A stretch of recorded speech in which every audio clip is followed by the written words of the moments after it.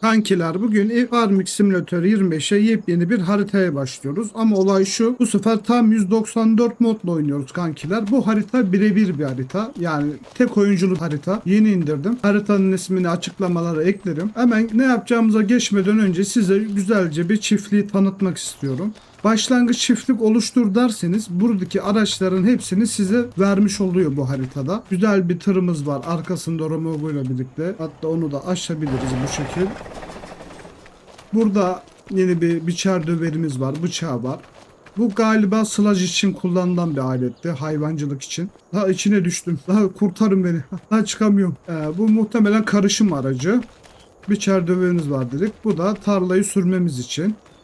Başka nelerimiz var hemen onları göstereyim size. 2 tane traktör veriyor bu şekil. Yani çok üst düzey bir traktörler değil ama olsun. Yani bunlar oyunun içinde var mı ona emin değilim. Belki haritayla birlikte getirmişlerdir bu modelleri. Eğer modelleri biliyorsanız yorumlara yazabilirsiniz. Şurada bir depo alanımız var. Bakalım buranın içinde neler var. Bu taraftan açılıyor. Bu ekici mi ya bu? Bu ekici olabilir. Buna bir bakacağız. Bu neymiş ya? Sportif. Tamam. Burada da birkaç tane sportif şeyleri var. Ağzı var. Bu çim biçme makinesi. Bunu biliyorum. Bu da muhtemelen kireç olabilir kankiler.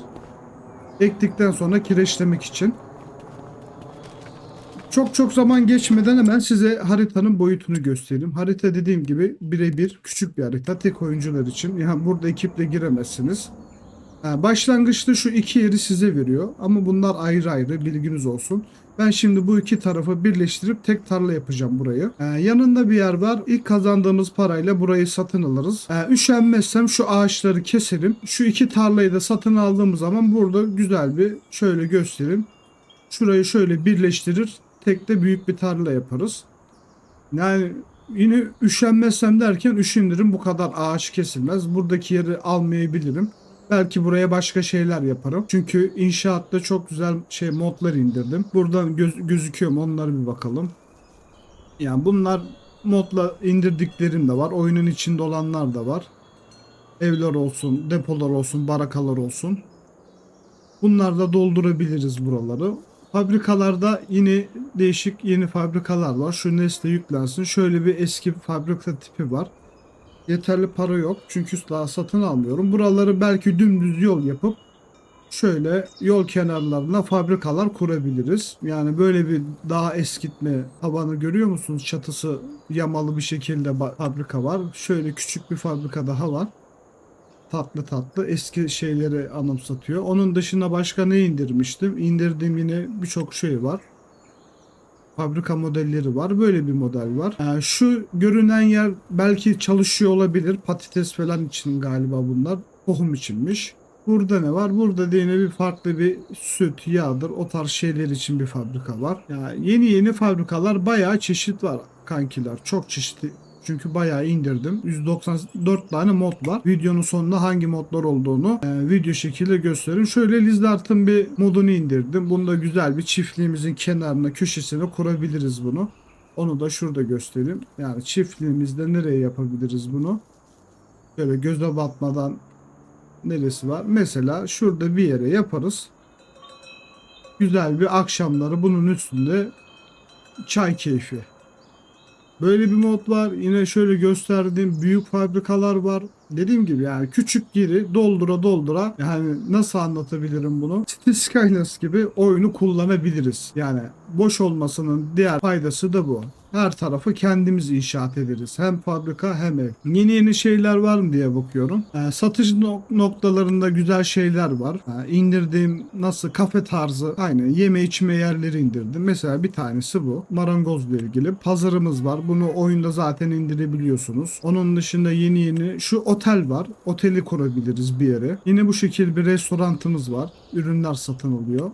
Şunlar burada göstereyim. Şöyle bir Çin lokantası galiba bu. Asya mutfağı. Onun dışında Yine bir kafe restoran tarzı şöyle bir modumuz var. Aynı şekil böyle villa görünümlü bir kafemiz var. Yani var, bayağı çeşitimiz var. Böyle bir milkshake, içecek, kafe. Yine bir pizzacı olması lazım aynen. Böyle pizzacımız var. Tatlıcımız var. Yani bayağı şeylerimiz var. Modlarla bayağı bir şeyler indirdim. Seralarda yine çeşit çeşit seralar indirdim. Serayı şimdi göstermeyeceğim.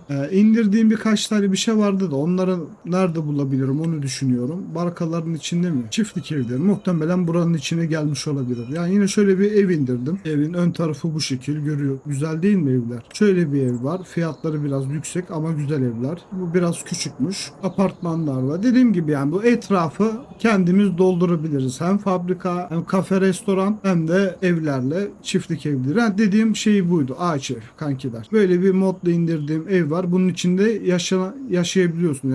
Yani, oyun kaydı alabiliyorsunuz. Bilginiz olsun. Yine aynı şekil bunu da nereye yaparız? Bunu da burada bir yerde güzel durur. Şu an almayacağım. 35'i buna harcamak istemiyorum. Çiftlikten bahsettik. Tamam. Şimdi gelelim bu haritada neler yapabiliriz. Yani bir 30 dakikalık bölüm yapmak isteyeceğim. Eğer bunu seri olarak görmek istiyorsanız devam bile yazmanız yeterli. Bunun dışında 3-4 tane harita daha indirdim. Oyun içinde yok. Farklı bir sitelerden aldım indirdim. Bilginiz olsun. Onları da görmek istiyorsanız bir sonraki bölüm farklı harita olsun da yazabilirsiniz. Eğer bu haritayı sevdiyseniz bir sonraki bölüm bu haritayı sevdiyseniz devam yazın. Diğer haritaları görmek istiyorsanız da bir sonraki harita yazmanız yeterli olacaktır. İlk işim şu iki tarlayı birleştirmek. Yine bir sevdiğim modlardan bir tanesini şuraya kurmak istiyorum. Marketi ayağına getiriyor. Bunun için markete artık gidip gelmenize gerek yok. Market ayağımıza geliyor. Ben sabanlardan bir tane modla bir saban indirdim. Bu sabanı daha çok seviyorum. Şunu 12 metre deyip kiralayacağım. Yine aynı şekil birçok mod var. Yani hayat kolaylaştıran modlar var. Bilginiz olsun. Bu geri geri çok yavaş gidiyor. Diğerine bakayım. Diğeri daha mı iyi? Bu traktörlerle işimiz var ya. Bu bir tık daha iyi gibi. Tabi para kazandıkça bunların hepsini yenileyeceğiz. O düştü. Ama alır diye tahmin ediyorum. Şöyle bir yanaşalım. Tamam. Bunu da aldık. Şimdi gidelim şu tarlamızı birleştirmeye.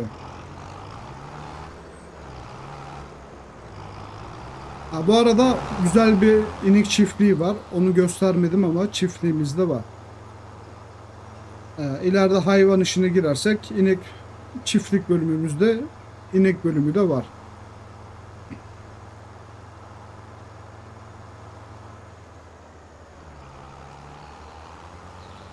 Birleşim noktası neresi? Şurada. Oraya doğru bir gidelim.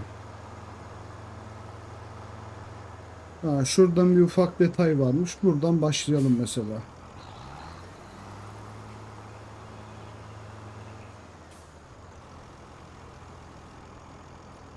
Burası tamamen yeni harita kankiler. Her şeyi sıfırdan kuracağımız bir yer değil. Çünkü çiftliğimiz hazır. Sadece tarlaları üzerinden ekim, biçim bu şekil para kazanarak yani burayı sıfırdan o şekil kurabiliriz. Çiftlik dışında dediğim gibi kenar haritayı komple satın alıp sağında soluna fabrika, çiftlik evleri, kafeler derken burası bizim kuracağımız bir haritaya dönüşür. Zaten yani birebir küçük. Şuradan göstereyim size. Bu kadar kankiler. Yani satış noktaları var mı? Onu bile emin değilim. Belki de şunlardır. Başka yoktur. Yani harita bu kadar. O yüzden dedim yani sıfırdan her şeyi kurabileceğimiz yer. Yani City Skylines gibi kullanabileceğimiz bir harita. Bu kadar. Burası zaten bizim çiftliğimiz. Şimdi şöyle birleşimiyle başlayalım. Gücüm yetmiyor bunun ya. Hadi oğlum yaparsın. Gerçekten gücü yetmiyor şu an. Zorluyor. Ama bu kadar zorlayacak bir şey olmaması lazım. Alt tarafı birleşim ya. Komple tarla sürsek ne yapacak? Tamam bu kadar ya. Benden çok bir şey istemedim. Vallahi can çekişiyoruz ha. Ama ilk paramızı kazanalım. Çok güzel bir traktör indirdim modla. Onun özelliklerinden de bahsedeyim size. 81 kilometre hıza çıkarabiliyorsunuz. Yani bu güzel bir özellik. Yine ona uygun şeyler var. Ekiciler var. 50 metre çapında ekici, biçici. Bunlar var kankiler, modlar var. Hayat kurtaran modlar diye shortslar attım ben. Onlara bakabilirsiniz. Yani güzel güzel modlar var. Oyunu kolaylaştıracak modlar. İlk etap burayı birleştirmek olsun. Ondan sonra aralığa kadar bir yatacağım. Aralıkta bir soya fasulyesi ekeceğim. Haziran'da da ikinci ekim gerçekleştirip onlara satışını yapıp oradan gelecek parayla da farklı bir tarla satın alıp, mesela şu arkamdaki tarla büyükmüş. Orayı satın almak istiyorum. Orayı alıp iki tarlayla devam edebiliriz. Yani bunu ilk bölüme yetiştirmeye çalışacağım. Bu arada siz oyunu oynayanlar hangi haritada oynuyorsunuz?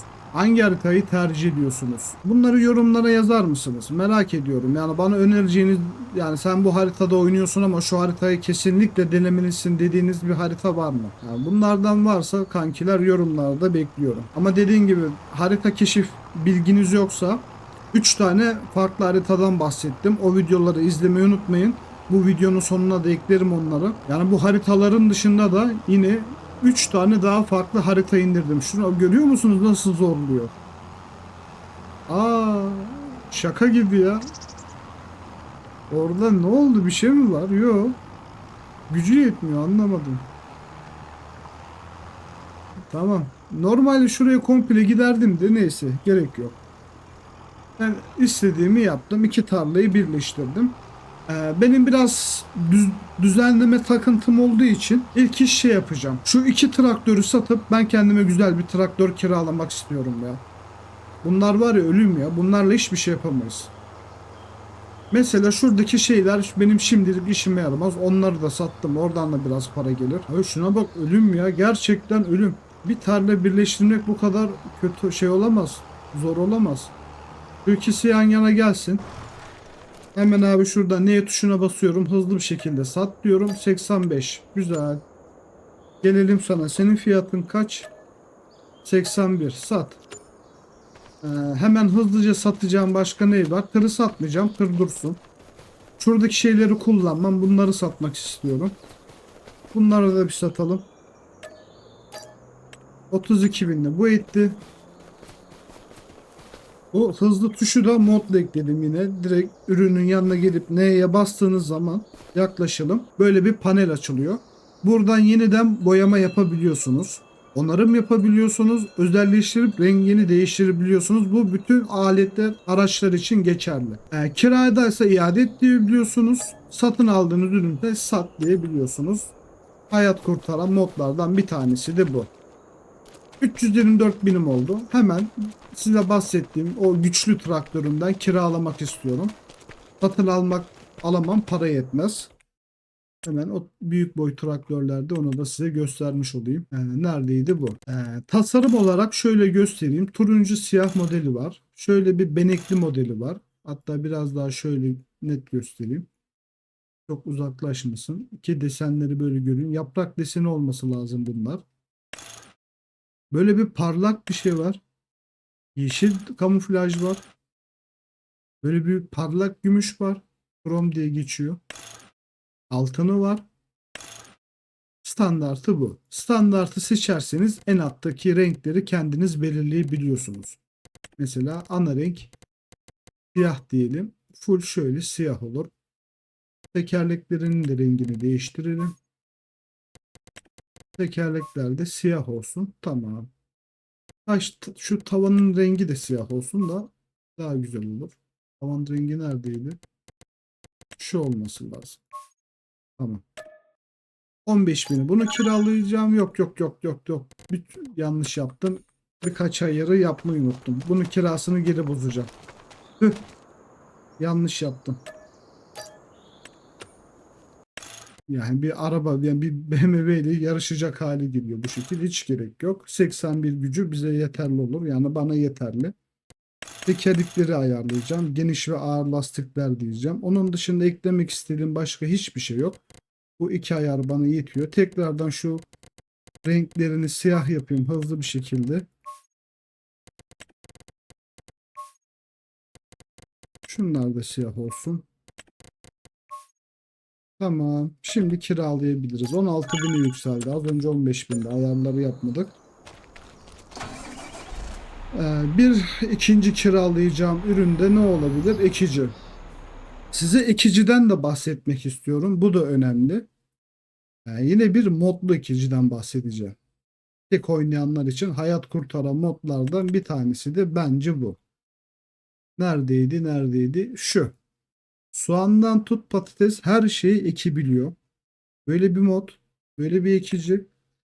Şu standart bir yerde şuraya tıkladığınız zaman 50 metre çapına kadar yükseliyor kankilerinin bilginiz olsun. Buradan da o çapın sonunu belirleyecek renk biliyorsunuz. Kırmızı, yeşil, mavi, sarı, turuncu, mor, pembe bu kadarmış. Ne diyelim? Kırmızı diyelim. Size şimdi onu göstereceğim. Bu standart 18. Bu diğer artısı ise standart şeyler 25 kilometre hızla gidiyor. Bizim traktörümüz 81 kilometre hızı var. Bunun ise 49. Yani 49 kilometre hızla biz bir tarlayı hızlı bir şekilde 50 metre çapında bir ekiciyle 2 dakika içinde dev tarlaları ekebiliriz. Yani bu modları kullanırsanız çiftlik hayatınızı kolaylaştırır. Tek oyuncular için yani çoklu girdiğiniz zaman zaten bu modlara ihtiyaç duymuyorsunuz. Ama tekseniz size baya yardımcı olur. Aynı şekil bunu da yine siyah yapıyorum. Bu modlar önemli. Şu beyaz detaylara gerek yok. Her şey siyah olsun. Lastiklerle karışmayacağım. Aynı şekil bunu da kiralıyorum. Çünkü yeteri kadar param yok. Satın alamam. Tohumlardan da oraya 4-5 tane tohum yeteceğini düşünüyorum. Yetmezse devamını getiririz. Yine aynı şekil şeyler neredeydi? Tohumlardan sonra buradasın. Sıvı gübre. Bundan da 2, 4, 6 litre işimi görür mü acaba? 6 litre işimi görür ya da ben yine 8 litre alayım ya. Yetmediği zaman takviye yaparız. Hızlı bir şekilde ben bunları yüklüyorum. Şu an Ağustos ayındayız. Hızlı bir şekilde Aralık ayına geçiyorum. Aralık ayında da Ekim'den devam edeceğiz kankiler. Evet arkadaşlar Aralık ayına geldik. Ben şöyle küçük bir dokunuş yaptım çiftliğe. Hemen size onlardan bahsedeyim. Şuraya böyle bir kaldırım taşıyla şöyle bir düz bir alan yaptım. Silomun olduğu yere. Silom burada. Tarlanın iki arasına şey yaptım. Burası çim olarak yaptım. İnci çim. Tarlanın kenarlarını düzleştirdim bu arada. Tek tarla olduğu için burası. Bir de ben düz takıntım var. Burayı böyle birleştirip şöyle iki tek parça boyutunda kenarlarını düzleştirdim. Silo alanımı buraya yaptım. Buraya da ufak bir kaldırım taşı yaptım. Deseni şöyle göstereyim. Bu şekil olacak. Hemen ilk iki şeyimize başlayalım. Ne demiştik? Hayat kurtaran modlardan bir tanesi de bu ekici olduğunu söylemiştim. Bahsettiğim o az önceki kırmızı çizgiler bu işe yarıyor kankiler. Şimdi burayı bir otomatik doldur diyelim.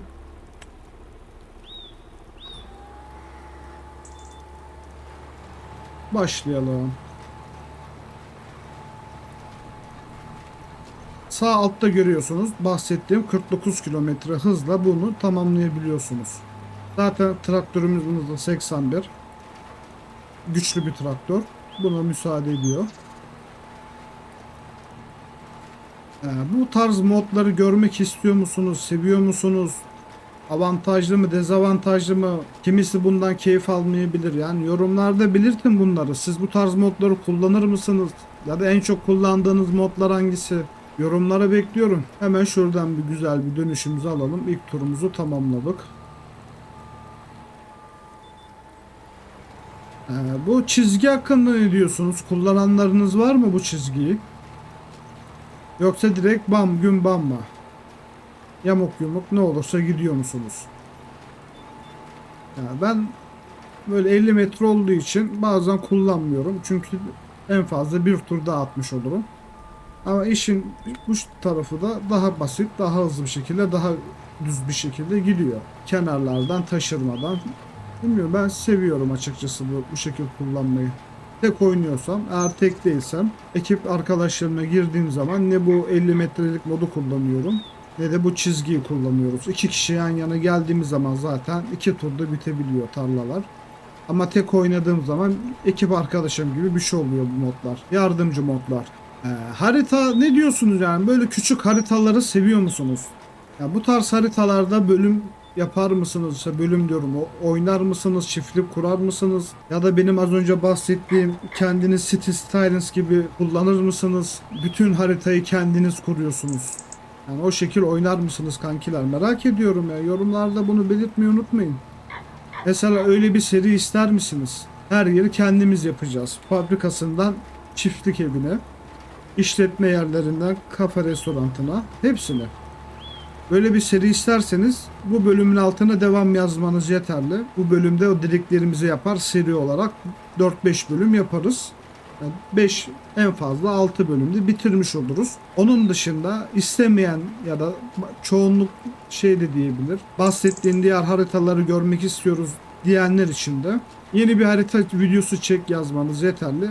Onunla da ilgili bir bölüm atarız. İsterseniz en son kararı birlikte o şekil veririz. Bu harita daha iyi, bu haritada seri yap gibi. İlerlemeyi o şekilde yaparız. Ama dediğim gibi ya kendimiz kuracağımız için bence keyifli bir seri olacağını düşünüyorum. Yoruma gelen arkadaşlar, güzel yorum yapan arkadaşların City Skylines'larda isim verilmiyor ama en azından öyle isim modu ekleniyor mu ona bakarım, isim veririz o fabrikalara. O şekilde bir seri yaparız. Evet, bu arada sohbetimizi ederken çiftliğin ekimini bitirdik. Güzel. Ekim işi tamamlandı. Haziran'a kadar yatacağız. Haziran'da da bunun biçmesi var. Biçmeden de size kısaca bahsedeyim. Şu traktörümü şuraya yerleştireyim. Aynı şekil ben yine bunu satıyorum kankiler. 97.000 çok iyi. Bıçağını da satayım.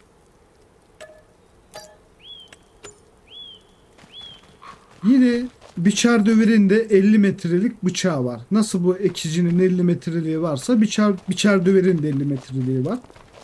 6 ay sonra bir yatalım. Biçmede detayları göstereceğim size. Tekrardan Haziran ayında görüşürüz. Evet kankiler, 6 ay geçti, Haziran ayına geldik. Şuradaki tabure ne ya? Adını unuttum ya. Neydi bunun adı? Hatırlayacağım bir saniye. Bank, tamam. Şu bankta uyuyarak geçirdim. Adı aklıma gelmedi. Mesela Haziran ayı geldi. Hava bulutlu. Kışın karlıydı. Şimdi güneş beklerken. Böyle renk detayları fark edenler var mı bilmiyorum ama böyle bir ton farkı vardı kıştayken. Geriye sarıp bakabilirsiniz. Şimdilik geldik hayat kurtaran modlarda biçer döverimize. Önce şu ürünlerimi şöyle duvar kenarına bir alalım. Şimdi diyeceksiniz ki bu çiftçi Osman'ın tipi nasıl? Hemen size çiftçi Osman'ımızı da göstereyim. Böyle bir karakter. Neredeydi bizim market alanı burası? Ne demiştik? Sıradaki hayat kurtaran modlarda biçer döverimiz var. Yine Lizard'ın çok sevdiğim bir modu. Bunun kapasitesi şu an 250 bin litre olması lazım. Yanlış hatırlamıyorsam standartı. Buralarda yazıyor mu? Aynen 250 binmiş. 2x dediğimiz zaman 500 litre 500 bin. Bir dakika pardon. 25 bindi. Tamam. Standartı 25.000 kankiler. Değil mi? 3.0 25.000. 2x dersek 50.000. 250, 500, 1 milyon. 2,5 milyona kadar, ne 2,5? 5 milyon tona kadar yükseltebiliyorsunuz. Bize 250 bile fazla, 50.000 diyesek yani biz 250 diyelim. Motor gücü 47 kilometre. Bunu yine yükseltebiliyorsunuz. 70, 142, 242, yani bir biçer döverle de 242 kilometre basmazsın ya. Yine denemedim. 142'yi bile denemedim. Yine denemek isteyenler varsa yorumlara yazsın. Denedim, tarlayı süremedim. Süremezsin yani o kadar hızlı. Dümdüz tarla olsa bile süremezsin. Hep parça parça olacağı diye tahmin ediyorum. Yapanlar varsa yorumlara yazsın. Buna başka bir şey gerekiyor muydu? Yok. Bu kadar. Renk. Şu anki mavisini şu lacivertle değiştirebilirim. Tamam. Şimdi daha böyle bir güzel oldu. Kiralayalım. Çünkü satın alacak bütçemiz yok. Asıl olay nerede? Burada kankiler. Asıl olay burada. Yine Lizard'ın bıçakları. Mesela ne diyor bu? 16-50 metre. Bizim şeyimiz bu. Standart 25 metre, 50 metre. Biz 50 metre diyeceğiz. Aynı şekil buna da kırmızı rengi verelim. Rengini de diğeriyle aynı olması için bu laciverti seçelim. Bunu da satın alsak. Bunu satın alabilir. Buna yetecek param var. İkisi de geldi mi geldi.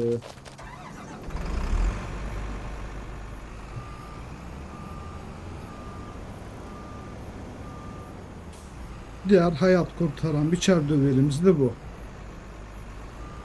Yani şu bölüme direkt 3 tane ana modla başladık. Bir, marketi ayağımıza getirdik. 2, daha büyük bir biçer döver. 3, daha büyük bir ekim makinesi.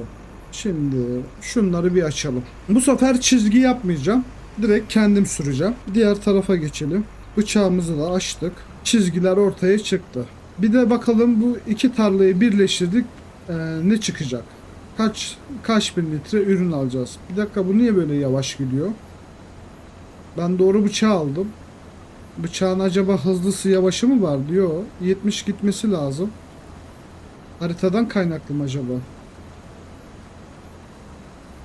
Ben ona bir bakmak istiyorum. Bir saniye, bir saniye. Tamam, doğru. Bunun kilometreli olanı yok diye biliyorum ben.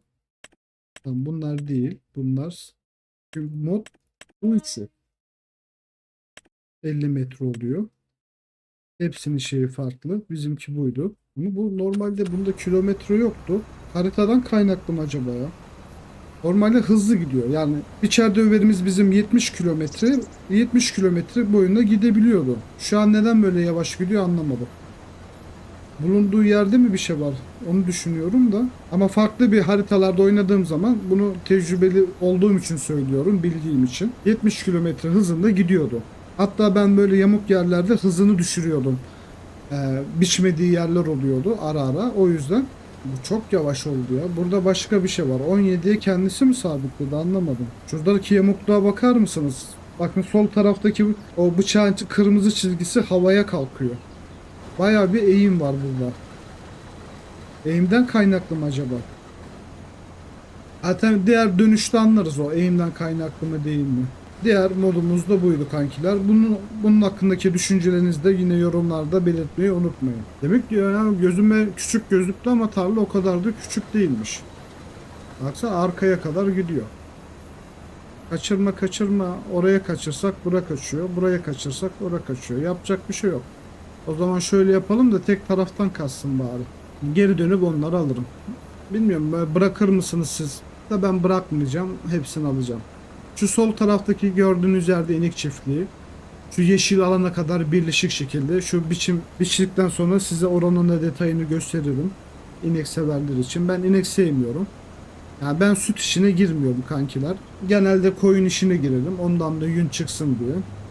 Ama inek işine girenler varsa yorumlara yazsın. İnek daha güzel, daha iyi keyif alırsın derseniz yorumlarınızı bekliyorum. 85 bin olacak neredeyse ya.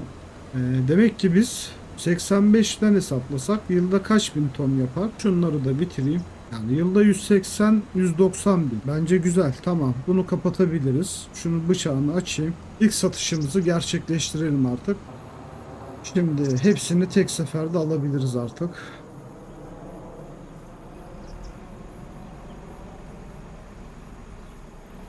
Şu bıraktığımızı da alalım.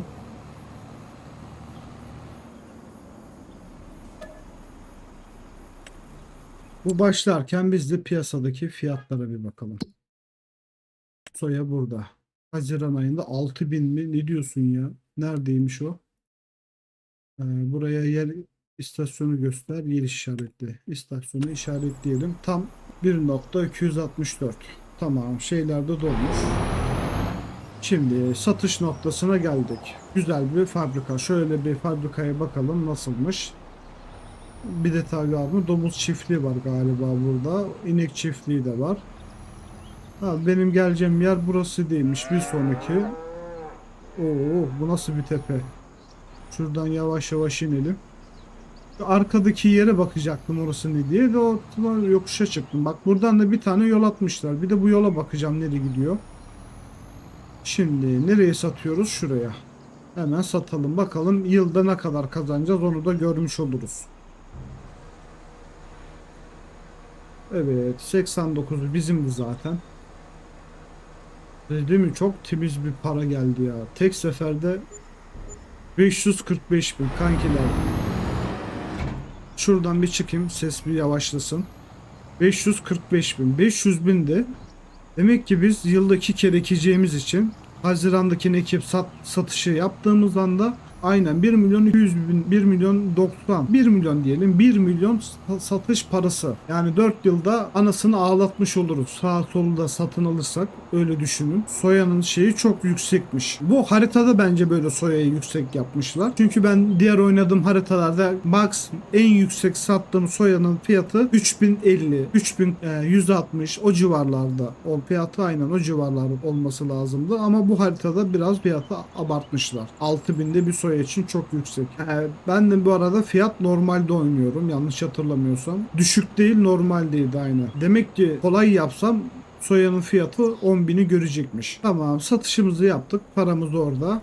İlk bölüm bu kadar kankiler.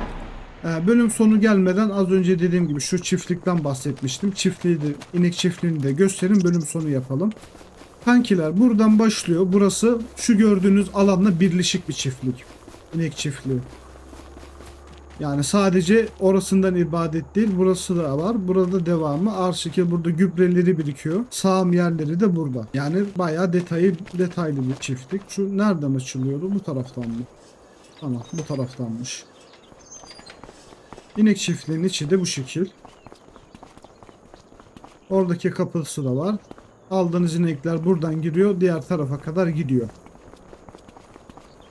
Almamı isterseniz yorumlarda yazın, alırım. Burada da samanlarımız, balyalarımız var. İnekleri buradan besleyebilirsiniz. İnek ya da koyun, hangisini alırsanız zaten sağ altta buranın detayları yazıyor. Burayı da ağzına kadar doldurabilirsiniz. Çünkü 250 kapasitesi var.